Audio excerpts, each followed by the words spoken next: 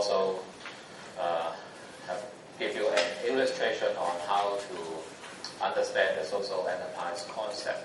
Because in the past 3 years, when I organized this competition, I found that most of the students are not very familiar in developing their social enterprise concept properly in the business plan. So you are more familiar in how to describe a business, but how to integrate the business with the social venture concept, that is some skills and some principles and theories that I hope today I will also cover that area with you.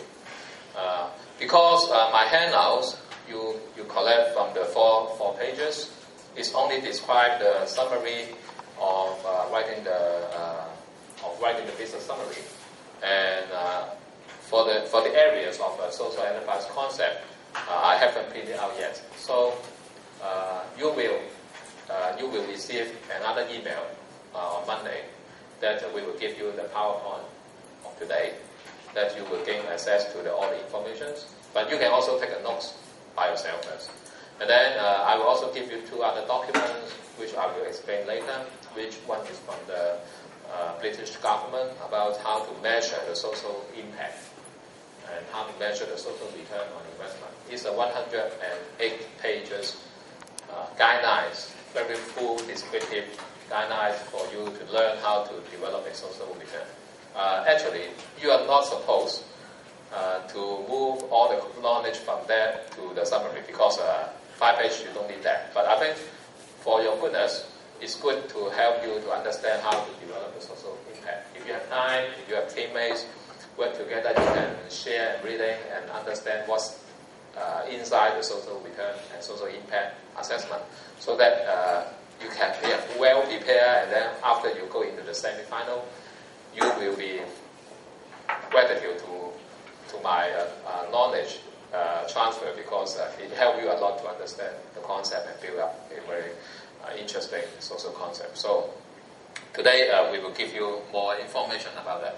Of course, all information I will be also post on our website, but because you attend our workshop, so you have better understanding to all this knowledge.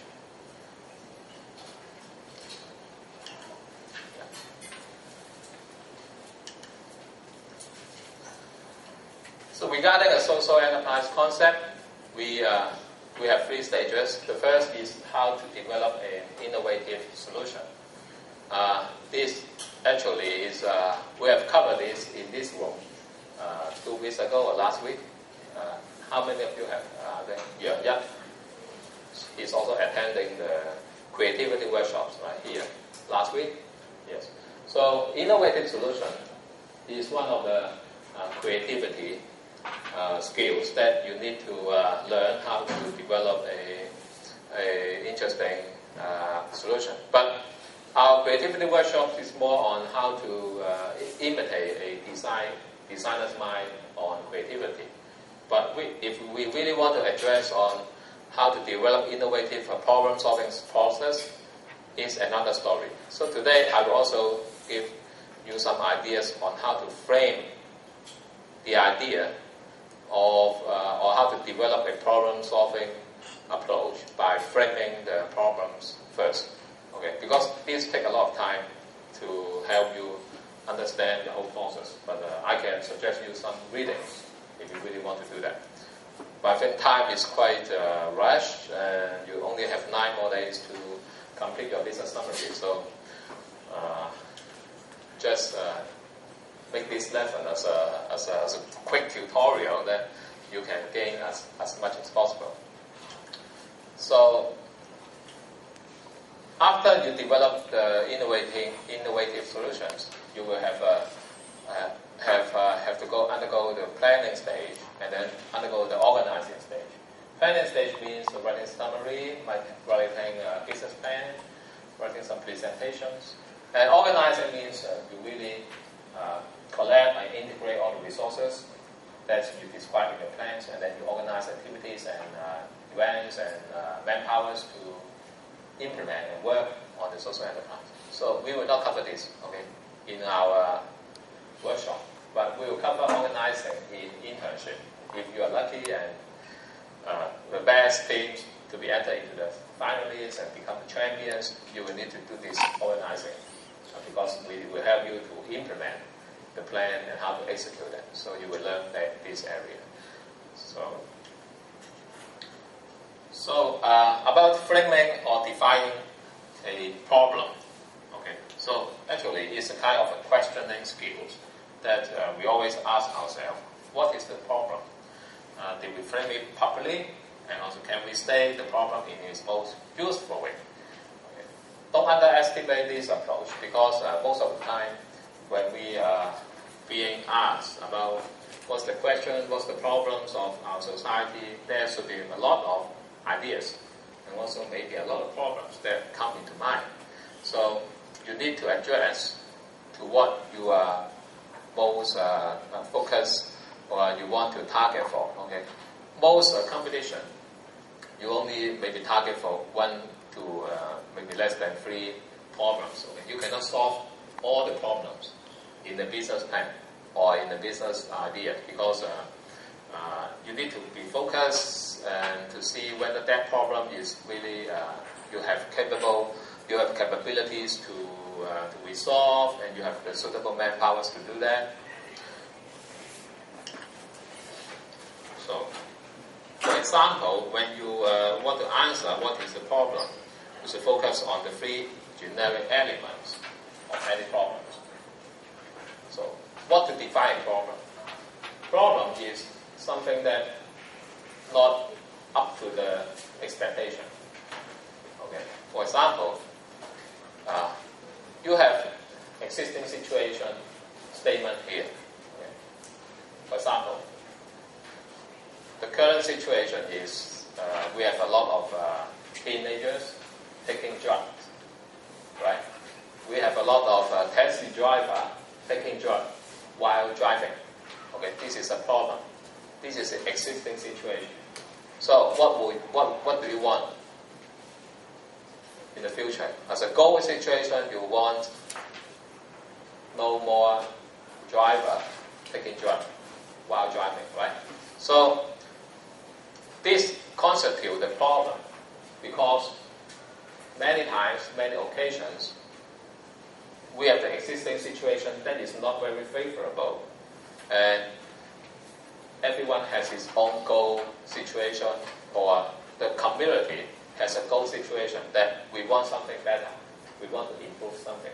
So, but instead of saying I want to improve anything, you just state out the goal situation.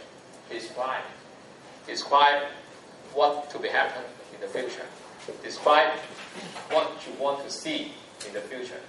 Now that is quite different from you say a lot of improvement steps or process because you just describe 2 conditions. Okay, one is the future condition, one is the present condition. While you describe that, you finish the frame of the problem. Okay, understand? Well, because we don't want to jump into the solution so fast.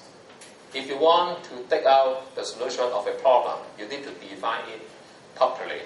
Okay, this is the first lesson that you need to learn. Okay, this is the very basic one because most of our education training, I think most of you, how many of you are from Hong Kong? Raise your hand. Just few? Okay. Yeah. How many from mainland? Okay. I don't know, the education system is similar in mainland, but examination is quite competitive, right? You need to compete with a lot of students in your province, right, in your city. And then you need to pass over a lot of examination. And examination always require answer correctly, right? So many students, the training is, I demand for answer.